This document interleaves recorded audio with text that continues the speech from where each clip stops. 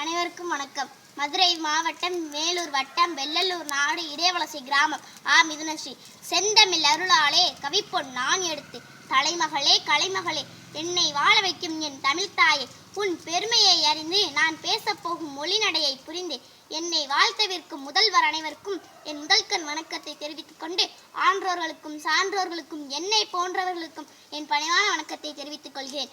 உலகில் பிறந்த அனைவருக்கும் வரலாற்றில் ஒரு பக்கம் உள்ளது, அதை உலகையே படிக்க வைப்பது உங்கள் கைகளில் தான் உள்ளது என்ற பொன்மொழிக்கேற்ப தனது வரலாற்றை உலகையே படிக்க வைத்தார் ஆவுல் பகீர் ஜைனுலாப்தீன் அப்துல் கலாம்.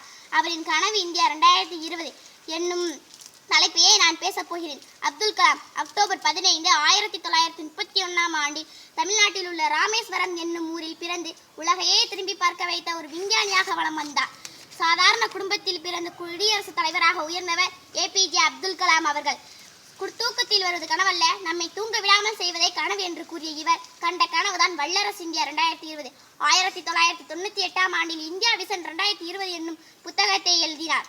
வேளாண்மை கல்வி, உடல்நலம், வேலைவாய்ப்பு போன்ற துறைகளில் இந்தியா வளர்ச்சியடைய வேண்டும் என்றும் நாட்டில் வறுமை ஒழிய வேண்டும் என்றும் அன்றே கனவு கண்டார். தனது இந்தியா 2020 என்னும் புத்தகத்தில் இந்தியா வளர்ந்த நாடாக மாற்ற திட்டங்களை முன்மொழிந்துள்ளார். ஒரு மரத்தை சரி செய்ய முதலில் அதன் வேரை சரி செய்ய வேண்டும் என்று இந்தியாவை வளர்ச்சியடை இளைஞர்களாகிய மாணவர்கள் கைகளிலே உள்ளது என்பதை பெரிதும் நம்பினார். ஆனால் அன்று அப்துல் கலாம் சந்தித்தது போல் இந்தியாவின் வளர்ச்சியில் மாணவர்கள் இன்று பங்கேற்றுள்ளனரா? அவர் கண்ட கனவு நினைவேற்றா? ஆனால் இன்றோ இந்தியா பெரும் சரிவை கண்டுள்ளது.